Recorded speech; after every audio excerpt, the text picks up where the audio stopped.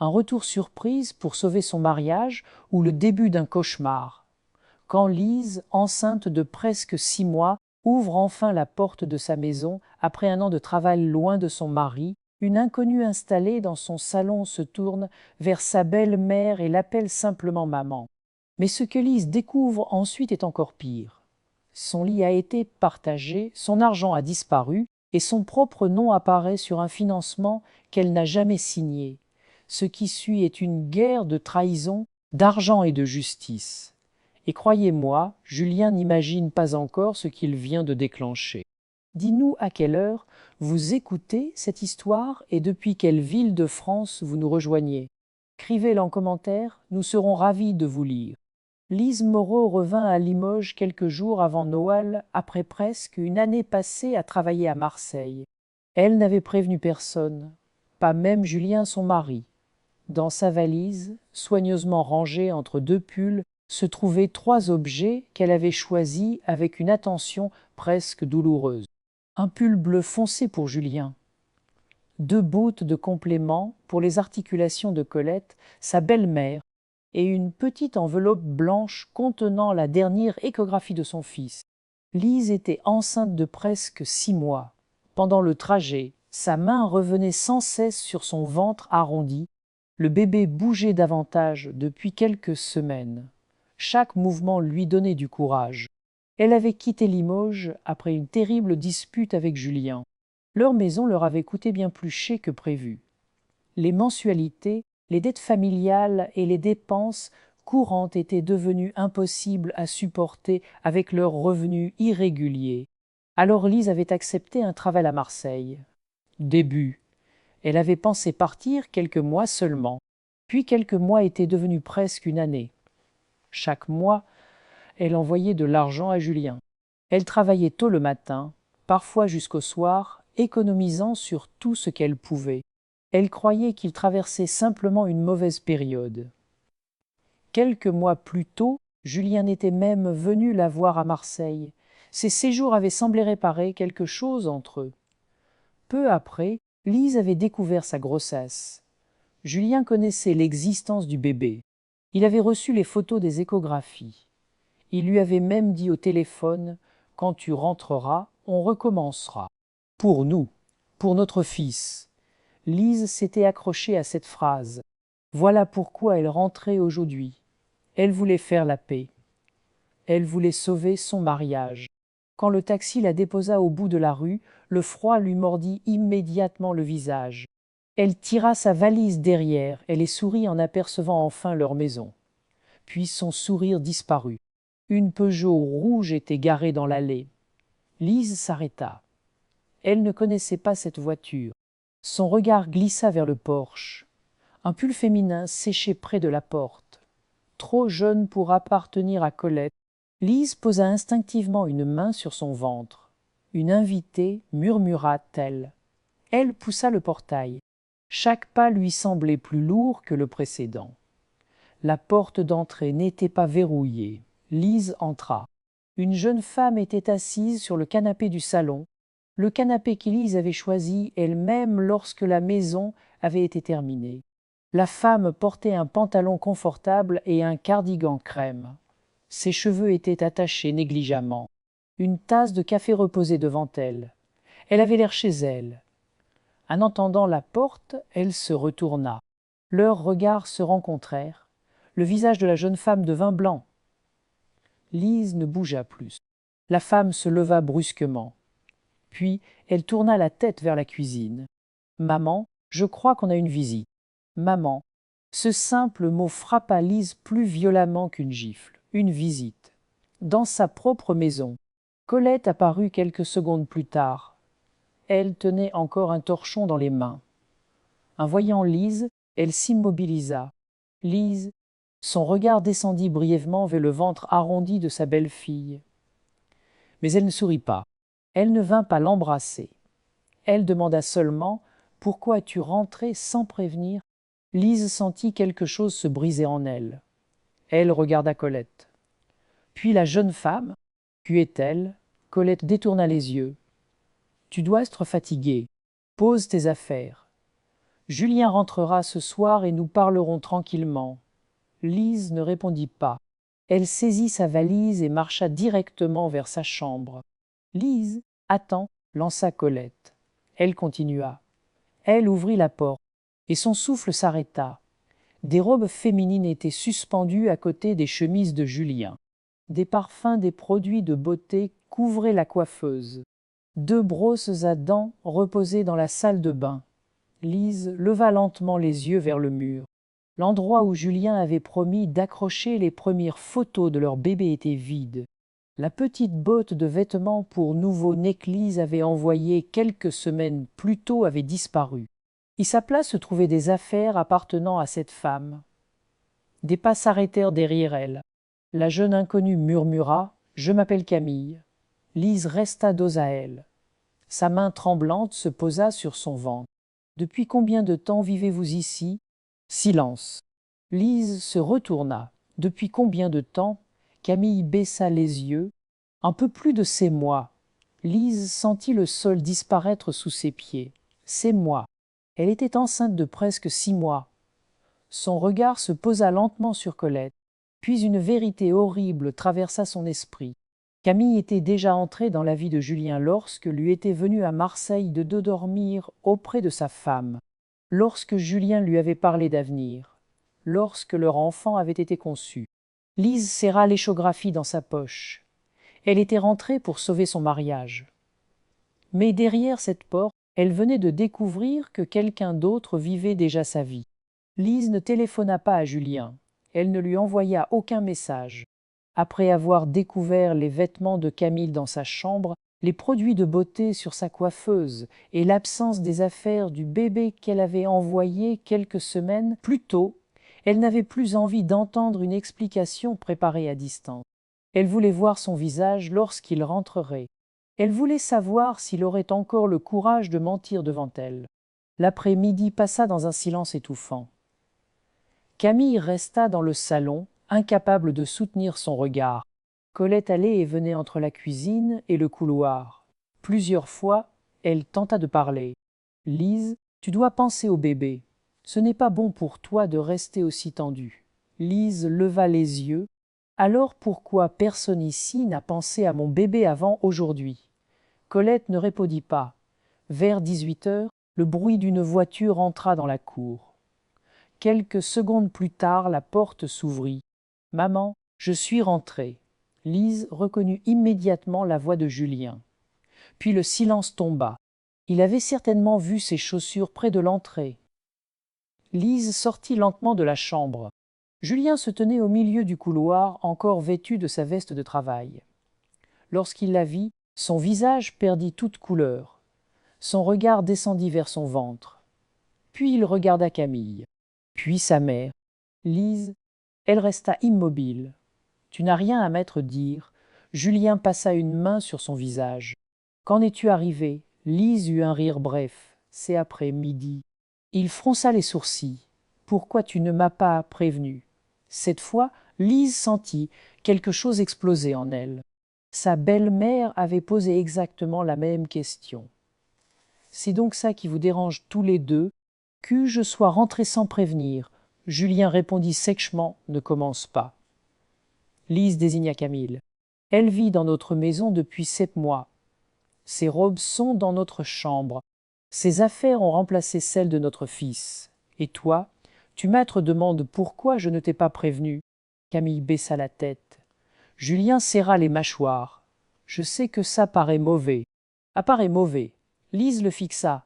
« Elle dort dans mon lit, Julien. » Il inspira profondément, puis prononça les mots qu'Élise n'aurait jamais imaginé entendre. « Tu devrais aussi regarder ce que toi, tu as fait. » Elle resta figée. « Quoi ? Tu es partie la première. » Lise sentit son cœur battre plus vite. « Je suis partie travailler. Tu es quand même partie. Pendant presque 1 an, j'étais ici seule. » Lise pointa Camille. « Seule ? Alors elle est quoi ? En meuble ?» Colette intervint. « Lise, ton départ a aussi blessé Julien.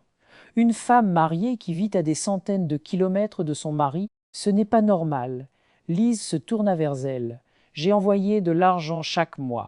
J'ai payé la maison. J'ai payé vos médicaments. J'ai appelé presque tous les soirs. Julien leva la voix. L'argent ne remplace pas une épouse. Cette phrase la frappa en plein cœur. Lise sortit son téléphone. Très bien. Alors parlons de l'argent. Elle ouvrit son historique bancaire. 3200 euros, puis 4000, puis 4500, puis 3800, encore 4000 le mois suivant. Camille releva brusquement la tête. Lise continua, pendant que je travaillais à Marseille, enceinte, parfois 12 heures par jour, j'envoyais tout ce que je pouvais ici. Camille regarda Julien. Tu m'avais dit qu'elle avait arrêté de vous aider depuis des mois. Julien se retourna vers elle. Camille, tais-toi. Tu m'as dit qu'elle avait abandonné cette famille. J'ai dit de te taire. Lise fixa son mari. Combien reste-t-il sur le prêt immobilier? Julien ne répondit pas. Julien. Combien? Je ne sais pas exactement. Lise sentit son ventre se contracter. Elle posa une main dessus. J'ai envoyé presque 35 000 euros cette année. Tu m'as dit que tu ne sais pas combien tu as remboursé. Julien s'énerva. J'ai payé les factures, la nourriture, les dépenses de maman. Tu crois que vivre ici ne coûte rien? Une nouvelle douleur traversa le ventre d'Élise, plus forte. Elle inspira difficilement. Colette s'approcha. Lise, ne touchez pas. Une troisième contraction la força à se plier. Puis elle sentit quelque chose de chaud le long de sa cuisse. Elle baissa les yeux. Une petite tache rouge apparaissait sur sa robe. Le visage de Camille devint livide. Elle saigne. Julien se précipita. Lise, elle recula immédiatement. Ne touche pas. Camille attrapa son téléphone et appela les secours. Quelques minutes plus tard, lorsque les ambulanciers installèrent Lise sur le brancard, Julien voulut monter avec elle. Lise tourna simplement la tête. Sa main couvrait son ventre. Sa voix tremblait pour la première fois depuis son retour. « Sauvez mon bébé, s'il vous plaît. » Et cet instant, elle ne pensait plus à son mariage, ni à Julien, ni à Camille, ni à la maison. Elle priait seulement pour que la trahison de son mari ne lui coûte pas aussi son enfant. Lise ouvrit les yeux dans une chambre blanche sous une lumière froide. Pendant quelques secondes, elle ne se souvint plus de l'endroit où elle se trouvait. Puis sa main se posa brusquement sur son ventre. « Mon bébé ?» Une infirmière s'approcha immédiatement. « Calmez-vous. Votre bébé va bien. » Lise ferma les yeux. Une larme glissa sur sa joue. C'était tout ce qu'elle avait besoin d'entendre. Le médecin lui expliqua qu'elle avait subi des contractions provoquées par un stress intense. Le saignement n'avait heureusement pas entraîné de complications graves, mais elle devait absolument éviter tout nouveau choc. Lise acquiesça sans parler. Quelques minutes plus tard, quelqu'un frappa à la porte. Julien entra avec un bouquet de fleurs. Il avait le visage fatigué. Lise, elle regarda les fleurs. Puis lui, pose-les quelque part. Julien s'approcha du lit. J'ai eu tellement peur. Lise répondit froidement, moi aussi. Mais pas pour la même chose. Il baissa les yeux. Je sais que j'ai fait des erreurs. Des erreurs? Elle posa une main sur son ventre. Une femme vit dans notre chambre depuis 7 mois. Tu lui as raconté que je t'avais abandonné. Tu as laissé ta mère m'accuser alors que je travaillais pour payer notre maison. Et notre fils a failli être victime de tout ça. Julien resta silencieux. Un peu plus tard, Colette entra à son tour. Elle pleurait. Lise, pense à l'enfant. Julien est le père. Une famille peut traverser des choses terribles et rester ensemble. Lise la regarda longuement. Je pense justement à mon enfant. Colette voulut lui prendre la main. Lise la retira. Je ne veux plus parler de pardon aujourd'hui. Je veux savoir où est passé mon argent. Julien se raidit. Encore ça? Oui, encore ça. Lise le fixa. Presque 35 000 euros envoyés en moins d'1 an. Où sont-ils? Julien souffla. J'ai déjà dit que j'ai payé les dépenses de la maison. Alors ce sera facile à vérifier. 2 jours plus tard, après avoir reçu l'autorisation de sortir, Lise se rendit directement à la banque. Elle n'alla pas chez elle. Elle ne voulait voir ni Julien ni Camille avant d'avoir des chiffres devant les yeux. Une conseillère imprima l'historique du prêt immobilier. Lise parcourut les pages. Son tueur se serra. Le capital avait à peine diminué. Quelques mensualités avaient été payées normalement, mais rien ne correspondait aux sommes qu'elle avait envoyées depuis Marseille. Elle releva les yeux. « Vous êtes certaine que c'est tout ?» La conseillère hocha la tête. Puis elle ajouta « Il y a également une demande récente concernant un financement supplémentaire lié au bien. » Lise fronça les sourcils. « Quel financement ?» La conseillère tourna son écran. Montant demandé 35 000 €. Lise sentit ses doigts devenir froids. « Je n'ai jamais demandé ça. Votre nom apparaît pourtant sur le dossier. » La conseillère lui montra une signature électronique. Lise la fixa. Son propre nom était là. Mais elle n'avait jamais signé ce document. Jamais.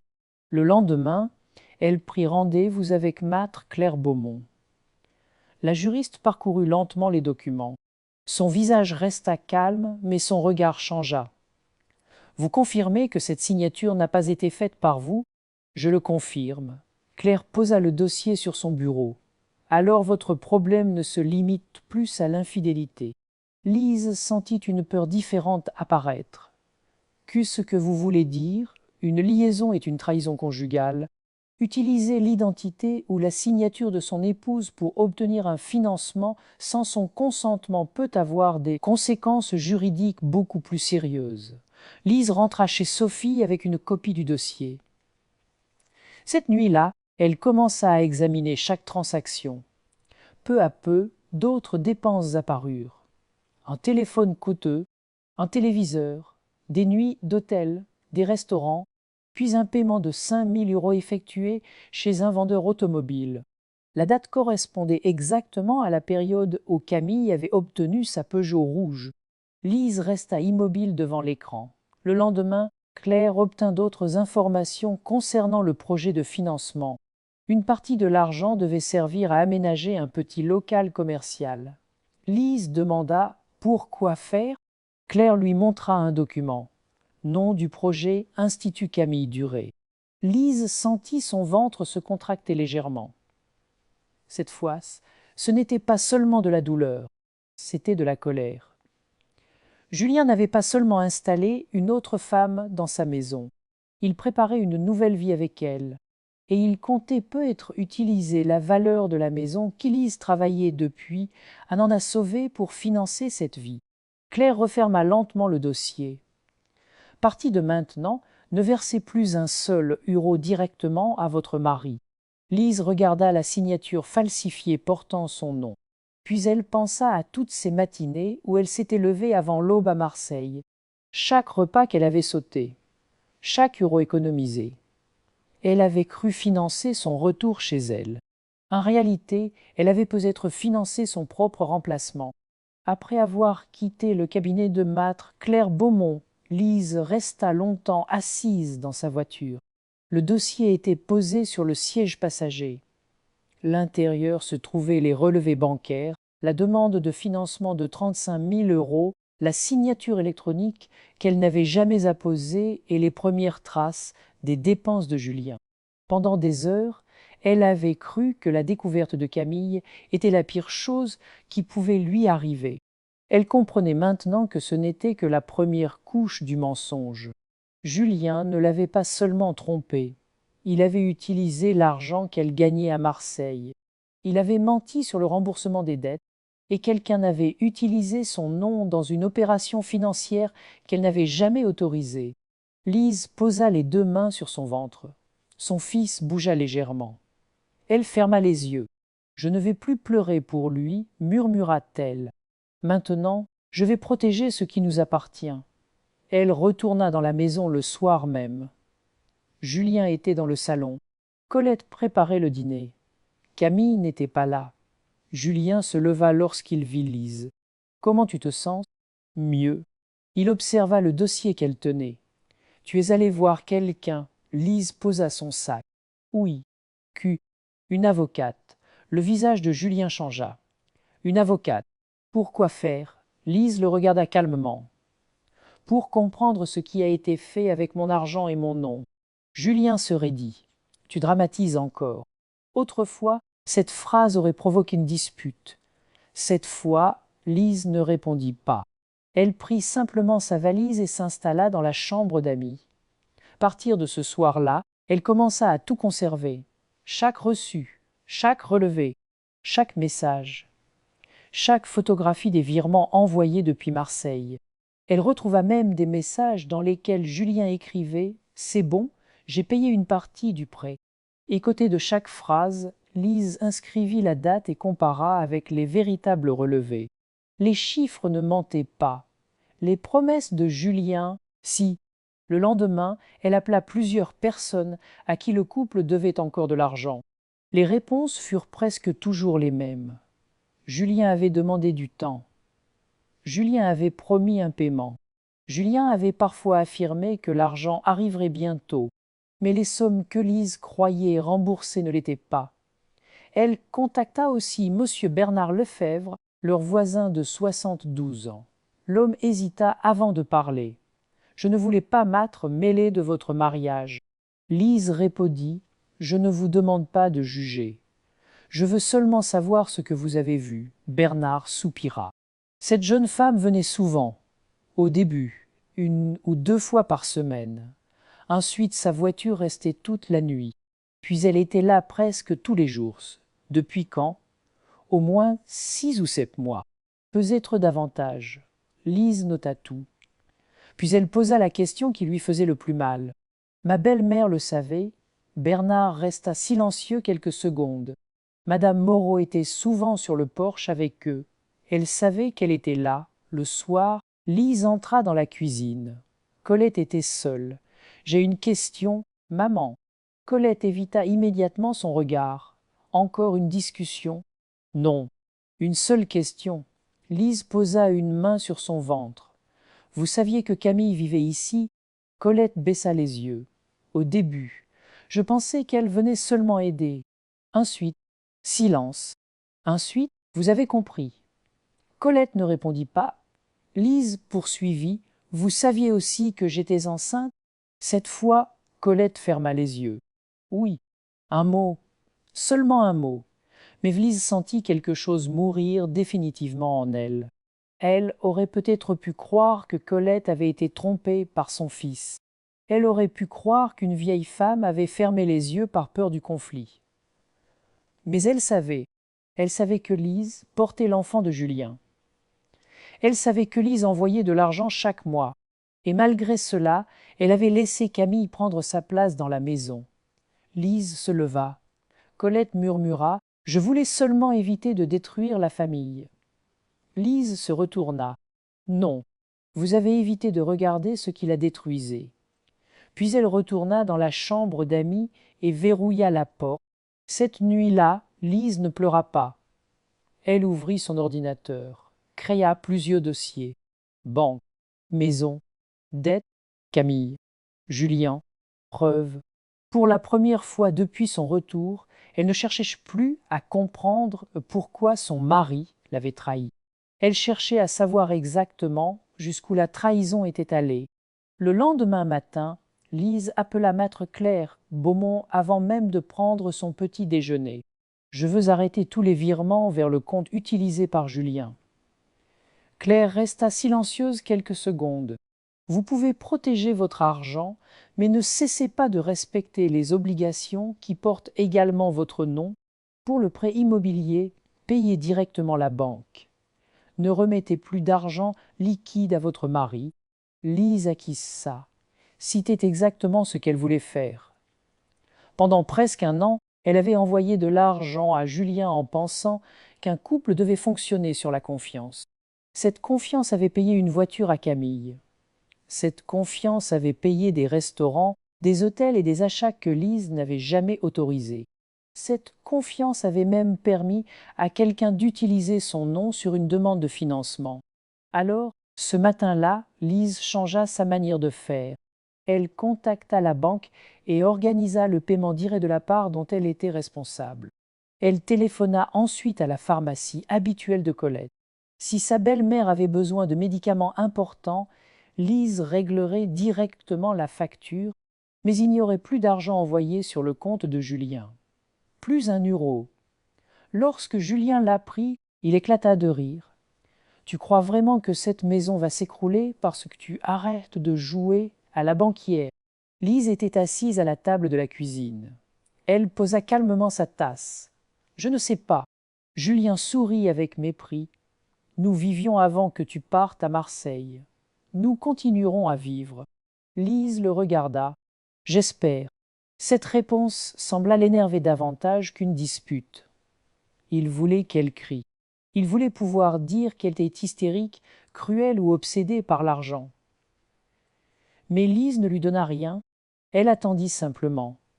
La première semaine, Julien continua à vivre exactement comme avant et allait prendre son café en ville.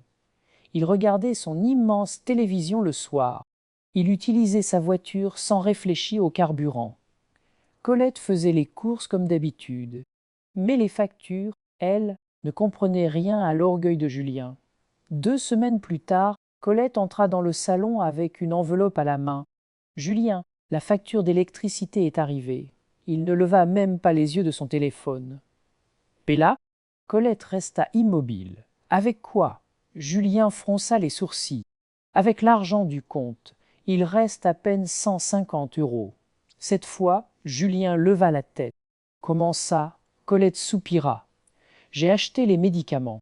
J'ai payé les courses. Il n'y a presque plus rien. » Lise se trouvait dans la cuisine.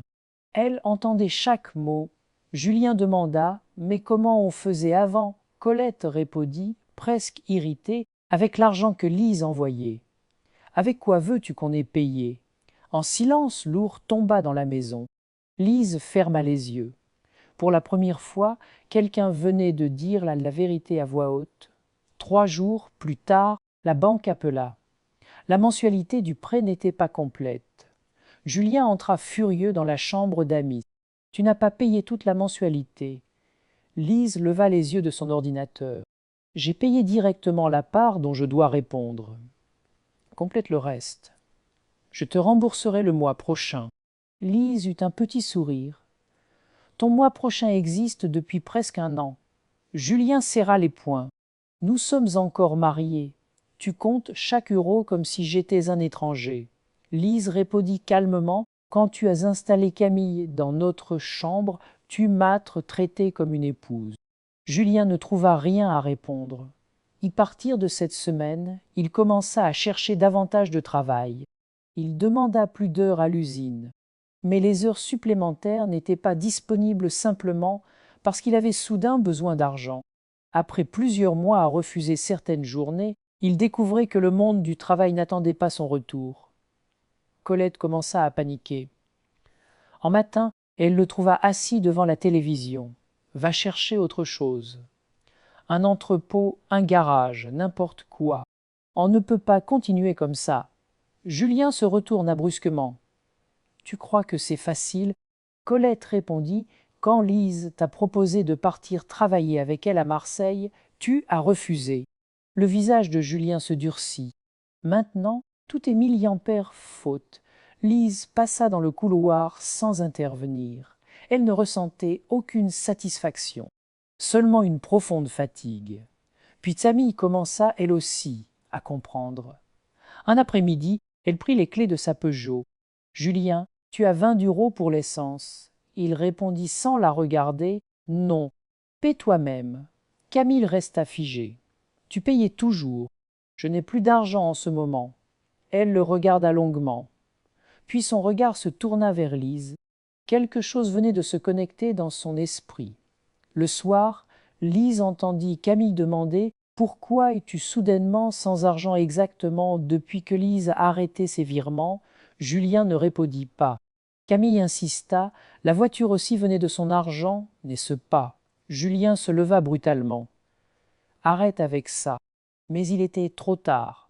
Pendant des mois, chacun avait vécu confortablement grâce à une source d'argent dont personne ne voulait prononcer le nom. Maintenant que cette source était fermée, les mensonges remontaient à la surface, les uns après les autres. Lise posa une main sur son ventre. Elle comprit alors qu'elle n'avait pas détruit cette maison en arrêtant de payer. Elle avait simplement cessé de cacher les fissures. Depuis qu'Élise avait coupé les virements, Camille observait Julien autrement. Au début, elle avait cru qu'il traversait simplement une mauvaise période. Une facture imprévue, quelques semaines avec moins d'heures à l'usine, rien de plus. Mais jour après jour, les contradictions devenaient impossibles à ignorer. Julien n'avait soudainement plus d'argent pour l'essence. Il hésitait avant d'acheter les courses. Il demandait à sa mère de repousser certaines dépenses. Même la Peugeot rouge, qu'il avait autrefois présentée comme un cadeau offert avec l'argent de ses prétendus petits contrats, devenait difficile à entretenir. En soir, Camille s'assit devant lui dans le salon. « Je veux que tu maîtres dises la vérité. » Julien ne quitta pas son téléphone des yeux. « Propos de quoi ? » ?»« De tout. » Il soupira. « Encore cette histoire ?» Camille serra les lèvres. « Tu m'as dit que Lise t'avait abandonné. » Julien leva enfin les yeux. « Elle est partie à Marseille. » « Ce n'est pas un mensonge. Tu m'as dit qu'elle ne participait presque plus à cette famille. » Il ne répondit pas. Camille poursuivit. « Tu m'as dit que tu payais cette maison. Tu t'occupais de ta mère seule. Que l'argent que d'y penser venait de tes propres activités. » Julien se leva. « Je ne vais pas m'être justifié sur chaque euro. Alors explique-moi pourquoi tu n'as plus rien depuis qu'Élise a arrêté d'envoyer de l'argent. » Le visage de Julien se durcit. Camille le regarda droit dans les yeux. La voiture, les hôtels, les restaurants, mon téléphone. Tout ça venait d'elle. J'ai payé cette voiture. Avec quel argent? Le mien. Camille eut un rire amer. Quel argent? Julien. Tu travailles à peine 3 jours certaines semaines. Il frappa du plat de la main sur la table. Ça suffit. Le bruit fit sortir Colette de la cuisine. Qu'est-ce qui se passe encore? Camille se tourna vers elle. Vous le saviez, n'est-ce pas? Colette fronça les sourcils. Je savais quoi? Lise envoyait de l'argent tous les mois. Silence. Vous saviez qu'elle était toujours mariée avec Julien. Vous saviez qu'elle était enceinte. Et vous m'avez laissé vivre ici. Colette détourna les yeux. Camille sentit sa gorge se serrer. Elle se souvenait des premiers mois. Julien lui avait raconté que Lise était partie parce qu'elle préférait l'argent à son mariage. Il disait qu'elle ne voulait plus revenir. Il disait qu'ils vivaient déjà chacun de leur côté. Au début, Camille l'avait cru. Puis elle avait commencé à voir certains signes. Les appels d'Élise, les colis envoyés à Colette, les messages de grossesse, les photos d'échographie. Elle aurait pu partir à ce moment-là. Elle ne l'avait pas fait. Cette vérité lui faisait honte. Elle monta dans la chambre et sortit une valise. Julien la suivit. « Qu'est-ce que tu fais ? » ?»« Je pars. Arrête ton cinéma. » Camille se retourna brutalement. « Mon cinéma ?» Ses yeux étaient remplis de larmes. « Tu m'as fait croire que j'entrais dans la vie d'un homme abandonné. En réalité, je suis entré dans la maison d'une femme qui travaillait enceinte à des centaines de kilomètres pour payer tes factures. » Julien resta muet. Et le pire, c'est que quand j'ai commencé à comprendre, je suis resté. Elle ferma sa valise. Ah, c'est milliampères faute.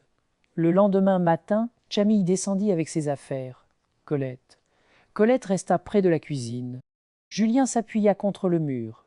« Tu vas vraiment jeter 7 mois comme ça ?» Camille le regarda. « Non, je vais arrêter de jeter les prochains. » Avant de partir, elle demanda à parler seule avec Lise. Lise l'attendait dans la chambre d'amis. Camille posa son téléphone sur la table. Il y a tout là dedans. Tout quoi? Les messages, les réservations d'hôtel, les transferts et des documents qu'il m'a montrés pour le local commercial.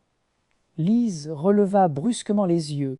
Camille continua. Il disait qu'une fois le financement accepté, on pourrait ouvrir mon institut rapidement. Elle inspira difficilement. Je ne savais pas au début qu'il utilisait votre nom.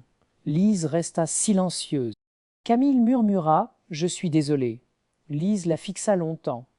Puis elle répondit « Vous avez peut-être été trompée au début ». Camille hocha lentement la tête. « Mais quand vous avez découvert que j'existais encore, que j'étais enceinte et que j'envoyais de l'argent, vous êtes resté. » Camille baissa les yeux. Lise poursuivit d'une voix calme. « Être trompé au moment d'entrer dans cette histoire est une chose. Rester après avoir compris la vérité en est une autre. » Les lèvres de Camille tremblèrent. « Je sais. » Elle poussa le téléphone vers Lise. « Gardez tout. Peut-être que ça vous aidera. » Quelques minutes plus tard, le moteur de la Peugeot rouge démarra. Lise regarda la voiture quitter l'allée. Elle ne ressentit ni victoire ni compassion, seulement une certitude. Pour la première fois, quelqu'un qui avait participé au mensonge venait de lui remettre volontairement une partie de la vérité. Et cette vérité pouvait désormais devenir une preuve. Après le départ de Camille, la maison devint étrangement silencieuse. Pendant plusieurs jours, Julien changea complètement de comportement. Il se levait tôt. Il acceptait toutes les heures disponibles à l'usine. Il faisait les courses. Il préparait parfois le dîner. Il aidait Colette sans attendre qu'elle le demande. Même sa façon de parler à Lise était devenue plus douce. Un matin, elle entra dans la cuisine et trouva une assiette de pain grillé, des fruits et une tasse de thé devant sa place. Julien se tenait près de la fenêtre. « Tu dois manger correctement pour le bébé. » Lise s'arrêta. En an plus tôt, cette attention aurait suffi à lui donner de l'espoir. Aujourd'hui, elle se demanda seulement pourquoi il avait attendu de tout perdre avant de devenir cet homme. Quelques jours plus tard, Julien entra dans la chambre d'Amy. Lise était assise sur le lit, une main sur son ventre. Il resta près de la porte. « Je peux te parler ?» Elle releva les yeux. « Parle. » Julien inspira profondément. « Je sais que j'ai tout détruit. » Lise ne répondit pas. « J'ai menti. J'ai laissé Camille entrer ici. J'ai dépensé de l'argent que je n'aurais jamais dû toucher. Je t'ai accusé alors que tu travaillais pour nous. » C'était la première fois qu'il reconnaissait autant de choses sans chercher immédiatement une excuse. Il s'approcha. « Je veux réparer ce que j'ai fait. » Lise eut un sourire triste. « Comment ? Je vais venir à Marseille avec toi. » Elle se figea. Julien poursuivit rapidement. « Tu maître l'a demandé pendant presque 1 an. J'étais trop fier pour accepter. Maintenant, je comprends. Je peux travailler dans un entrepôt, faire les livraisons, n'importe quoi. On remboursera les dettes ensemble. » Lise sentit une douleur inattendue lui traverser la poitrine. Ces mots étaient exactement ceux qu'elle avait rêvé d'entendre. Elle avait imaginé Julien préparant les commandes avec elle à l'aube. Elle avait imaginé leur bébé grandissant pendant qu'ils reconstruisaient leur vie. Elle avait même préparé un plan financier pour cela. Julien posa doucement une main sur le petit lit de bébé encore démonté dans un coin. « Je veux être un bon père. » Lise baissa les yeux. Une partie d'elle voulait lui répondre que c'était trop tard. Mais une autre partie se souvenait de 10 années de mariage, des dimanches ordinaires, des repas partagés, des nuits où Julien était resté près d'elle lorsqu'elle était malade. Une décennie ne disparaissait pas simplement parce qu'on décidait de tourner la page. Ce soir-là, Colette vint également lui parler. Ses yeux étaient rouges. « Lise, je sais que j'ai eu tort. » Lise la regarda en silence. Colette poursuivit. « Julien a fait quelque chose d'impardonnable. Moi aussi, j'ai fermé les yeux trop longtemps. Mais le bébé arrive. Il mérite être une chance d'avoir ses 2 parents. » Lise répondit. « Avoir 2 parents n'est pas la même chose qu'avoir un mariage sain. » Colette baissa la tête. « Je sais. Mais donne-lui au moins la possibilité de te prouver qu'il peut changer. » Lise ne donna aucune réponse. Cette nuit-là, elle dormit mal.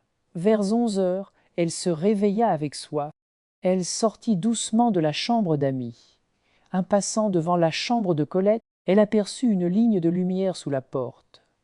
Puis elle entendit des voix. Celle de Colette, celle de Julien. Lise allait continuer son chemin lorsque sa belle-mère demanda « Et si elle refuse malgré tout ?»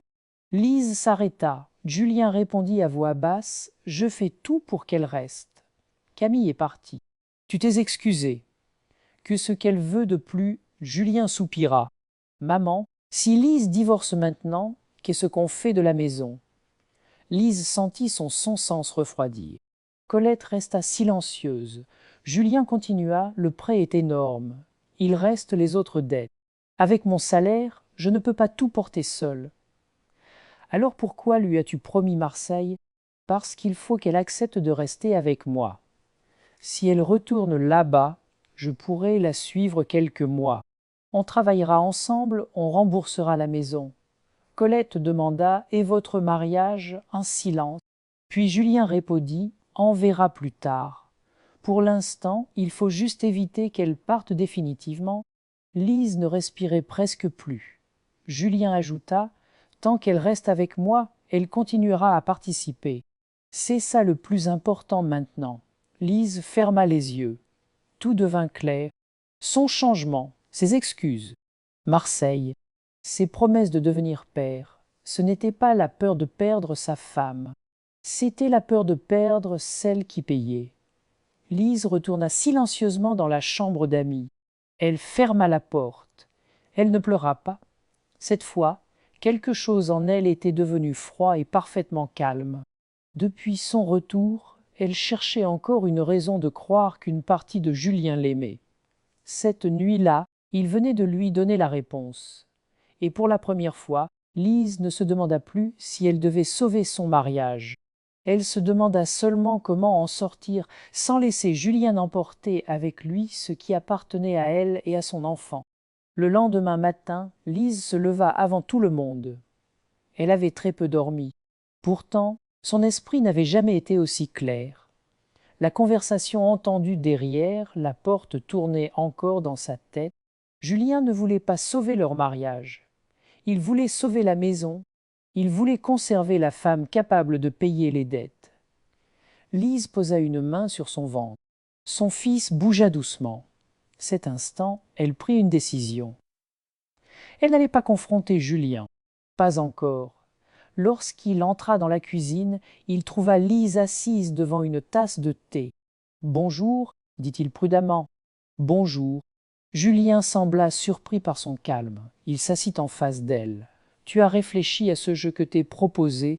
Lise le regarda quelques secondes. Puis elle répondit « Oui ». Il se redressa immédiatement. « Et peut-être qu'on peut essayer. » Le visage de Julien changea. Un soulagement presque immédiat apparut dans ses yeux. « Tu es sérieuse ?» Lise hocha la tête. « Mais pas comme avant. Tout ce que tu veux. » Cette réponse vint beaucoup trop vite. Lise continua. « Si nous recommençons, il n'y aura plus aucun secret financier. Je veux connaître chaque compte, chaque dette, chaque crédit et chaque document signé depuis mon départ. » Julien hésita. Seulement une seconde. Puis il sourit. « Bien sûr, je veux aussi voir les documents concernant les 35 000 €. » Son sourire disparut légèrement. « L'avocate t'a encore parlé de ça. Julien, tu viens de m'être demandé de reconstruire notre mariage. Si tu veux que je te fasse confiance, tu dois tout m'être montré. » Il se tut. Lise ajouta doucement « Sinon, je retourne à Marseille seule. » Cette phrase suffit. « D'accord, je vais tout chercher. » Dans l'après-midi, Julien sortit plusieurs dossiers d'un meuble du bureau. Relevés bancaires, courrier, copie de contrat, documents liés à la maison. Il lui donna également accès à une adresse électronique qu'il utilisait pour certaines démarches financières. Il voulait lui prouver qu'il n'avait plus rien à cacher. En réalité, il lui ouvrait lui-même la porte vers ce qu'elle cherchait. Lise photographia chaque document. Elle transféra plusieurs courriels sur une adresse sécurisée, puis elle envoya discrètement les copies à maître Claire Beaumont. 2 jours plus tard, Claire l'appela. « Pouvez-vous venir à mon cabinet ?» Le ton de sa voix suffit à inquiéter Lise. Lorsqu'elle arriva, Claire avait imprimé plusieurs pages. « Votre mari vous a donné ça volontairement. »« Oui. Il pense que je veux reconstruire notre relation. » Claire tourna un document vers elle. « Regardez cette adresse électronique. » Lise reconnut immédiatement celle de Julien. Plusieurs échanges concernaient la demande de financement de 35 000 €. Dans un message, Julien demandait comment procéder lorsque l'un des deux emprunteurs était absent pour raison professionnelle. Dans un autre, il envoyait une copie de la pièce d'identité d'Élise. Puis Claire montra un fichier, une autorisation électronique portant le nom d'Élise. « Je n'ai jamais rempli ça, murmura-t-elle. Je sais. » Claire ouvrit ensuite un autre message.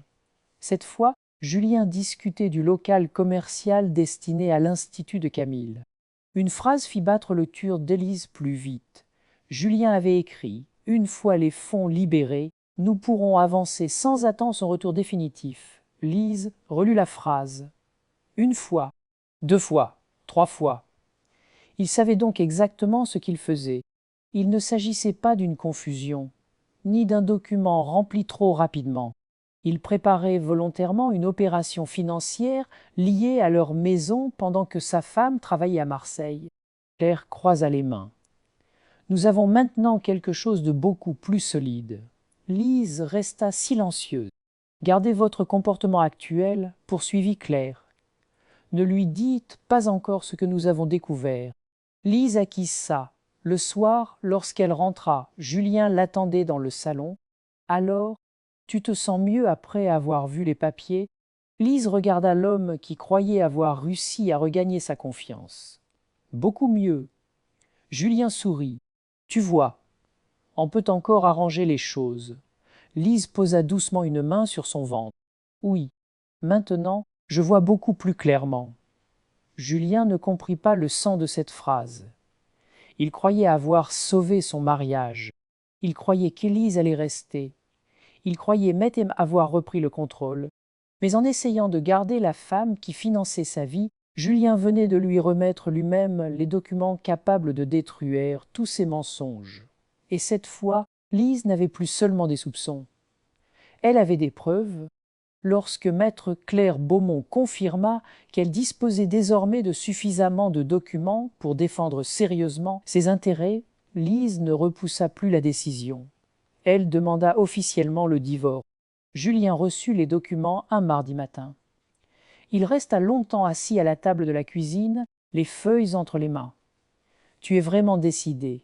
Lise posa une main sur son ventre. « Oui, même avec le bébé qui arrive, justement parce que le bébé arrive. » Julien releva brusquement la tête. « Tu vas détruire sa famille avant même sa naissance. » Lise le regarda sans colère. « Sa famille a commencé à se détruire bien avant mon retour. Je refuse seulement de continuer à faire semblant. » Le véritable conflit commença quelques jours plus tard. La maison. Julien voulait absolument la garder. Colette aussi. Pour eux, cette maison représentait encore leur réussite, leur stabilité, presque leur honneur. Mais les chiffres racontaient une autre histoire. Le prêt immobilier restait important. Des dettes familiales n'avaient pas été remboursées. Le financement supplémentaire avait créé un problème juridique. Et surtout, Julien n'avait pas les revenus nécessaires pour reprendre seul toutes les mensualités. Lors d'une réunion avec Claire, Julien frappa la table du bout des doigts. « Je veux garder la maison pour maman. » Claire resta parfaitement calme. « Dans ce cas, vous devrez reprendre le financement à votre nom, assumer les charges et indemniser Madame Moreau pour sa part selon ce qui sera déterminé. » Julien serra les mâchoires. « Vous savez très bien que je ne peux pas faire ça avec mon salaire actuel. » Lise répondit. « Alors tu ne peux garder la maison. » Il se tourna vers elle. « Tu maître pousse dans un coin. »« Non, les chiffres te poussent dans un coin. » Cette phrase le réduisit au silence. Pendant des années, Julien avait traité les dettes comme quelque chose qu'on pouvait remettre au mois suivant. Cette fois, il n'y avait plus de mois suivant. Il fallait décider. Le maintien de la maison au nom d'un seul devenait irréaliste. La vente apparut progressivement comme la seule solution capable de régler une partie importante des obligations communes. Colette refusa d'abord d'accepter. Elle attendit Lise dans le salon. Ses yeux étaient gonflés. « Vous pouvez divorcer si vous voulez. » « Mais pourquoi vendre la maison ?» Lise resta debout. « Parce que Julien ne peut pas la payer seul. Tu pourrais continuer à participer quelques années. Après tout, c'est aussi la maison de ton fils. » Lise sentit quelque chose se serrer dans sa poitrine. Mais même maintenant, Colette ne parlait pas du mariage. Elle parlait encore du toit, de la propriété, de l'argent. « Cette maison ne sera pas celle de mon fils, répondit Lise. Je ne veux pas qu'il grandisse en pensant qu'une famille doit rester ensemble seulement parce qu'elle a peur de perdre des murs. » Colette commença à pleurer. « Je voulais simplement protéger notre famille. » Lise secoua lentement la tête. « Quand je suis partie travailler, je continuais à considérer cette maison comme mon foyer. J'envoyais de l'argent. Je vous appelais. J'achetais vos médicaments. Je portais l'enfant de Julien. » Sa voix devint plus basse. « Mais pendant ce temps, vous avez laissé une autre femme dormir dans mon lit. À partir de ce moment-là, ce n'était plus mon foyer. » Colette ne répondit rien. Finalement, la maison fut mise en vente. Lorsque l'agent immobilier vint prendre les photographies, Julien resta dehors. Colette s'assit sur le porche en regardant chaque pièce être préparée. Monsieur Bernard Lefebvre passa devant la maison et s'arrêta quelques minutes. Il regarda Julien. Une grande maison n'est pas une grande vie si personne n'est capable d'en porter le poids honnêtement. Julien détourna les yeux. Après la vente, une partie du prix servit à régler les dettes communes. Les dépenses personnelles de Julien furent examinées séparément dans le cadre du règlement financier. Le dossier concernant la signature électronique continua son propre chemin avec Claire. Personne ne sortit riche de cette histoire. Mais Lise sortit libre. Julien, lui, perdit la maison qu'il avait voulu préserver à tout prix. Il avait déjà perdu Camille. Il avait perdu son mariage. Et maintenant, il devait quitter Limoges pour chercher un emploi plus stable dans une autre ville afin de payer lui-même ce qu'il restait à sa charge. Ironiquement, il était enfin obligé de faire exactement ce qu'Élise lui avait proposé presque un an auparavant. Travailler loin, vivre plus modestement, accepter l'inconfort, rembourser ses dettes. Seulement cette fois, il devait le faire seul. Avant de quitter définitivement la maison, Lise entra une dernière fois dans l'ancienne chambre destinée au bébé. Les murs étaient vides. Colette se tenait derrière elle. Si j'avais su que tout finirait comme ça. Lise se retourna. Vous saviez beaucoup de choses, maman. Colette baissa les yeux. Lise prit sa valise. Elle ne ressentait aucune victoire, mais lorsqu'elle franchit la porte, elle comprit quelque chose. Julien avait perdu une maison. Lise, elle, venait de récupérer sa vie. Lise retourna à Marseille avec une valise beaucoup plus légère qu'à son arrivée à Limoges. Cette fois, elle n'emportait ni cadeau pour Julien, ni médicaments pour Colette, ni plan pour sauver un mariage. Seulement ses vêtements, quelques documents, les photos de ses parents et les affaires de son bébé. Sophie l'attendait à la gare. En voyant son ventre désormais très rond, elle l'enlaça doucement. « Tu es sûre que ça va ?» Lise regarda les rues de Marseille, les immeubles, les voitures, les gens pressés. « Je crois que oui. Pour la première fois depuis longtemps, je sais au moins où je vais. » Les semaines suivantes furent simples, pas faciles, simples. Lise reprit progressivement son activité sans dépasser les limites imposées par son médecin. Elle travaillait moins, déléguait davantage et préparait l'arrivée de son fils. Elle loua un petit appartement avec 2 chambres. Il n'avait pas de grand jardin, pas de cuisine luxueuse, pas de terrasse comme la maison de Limoges. Mais chaque objet à l'intérieur lui appartenait. Personne ne pouvait lui demander pourquoi elle rentrait sans prévenir. Personne ne pouvait déplacer les affaires de son enfant pour faire de la place à une autre femme. Quelques mois plus tard, en pleine nuit, les contractions commencèrent. Sophie l'accompagna à la maternité. Après plusieurs heures d'efforts, Lise entendit enfin le premier cri de son bébé. Lorsqu'on posa son fils contre sa poitrine, elle éclata en sanglots. « Bonjour, Lucas. » Le petit garçon bougea légèrement contre elle. Lise ferma les yeux. Elle avait tellement eu peur de le perdre ce soir-là à Limoges.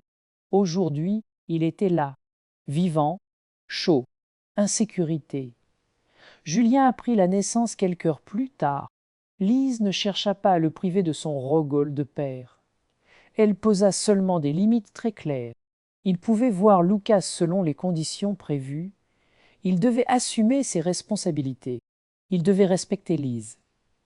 Mais être le père de son fils ne lui rendait pas sa place de mari. Julien comprit rapidement qu'il ne pouvait plus utiliser l'enfant comme une porte pour revenir dans sa vie.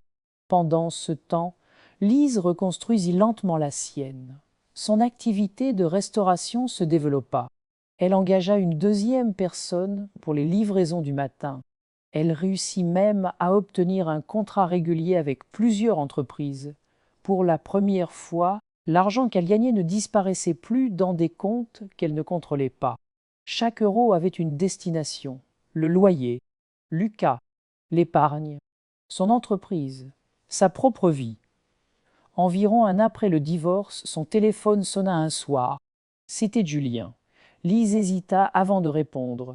Ah oh, sa voix semblait différente, fatiguée. Comment va Lucas? Très bien. Il commence à marcher en s'accrochant aux meubles. En silence suivit. Puis Julien dit « Je travaille maintenant près de Lyon. » Une usine la journée, des livraisons certains soirs. Lise regarda son fils jouer sur le tapis. « Tu dois être épuisé. » Julien eut un petit rire triste. Oui. Il resta silencieux quelques secondes. Puis il murmura « J'aurais dû t'écouter à l'époque. J'aurais dû venir avec toi. » Lise ne répondit pas immédiatement. Autrefois, entendre cette phrase aurait peut-être réparé quelque chose en elle. Aujourd'hui, elle n'en avait plus besoin. « Tu crois encore que le problème était Marseille ?» Julien hésita. Ce n'était pas ça. Lise regarda Lucas. « Non. » Sa voix resta calme. « Le problème, c'est que quand je voulais que nous souffrions ensemble pendant quelques années pour construire quelque chose, tu as préféré m'être laissé souffrir seul. » Julien ne dit rien.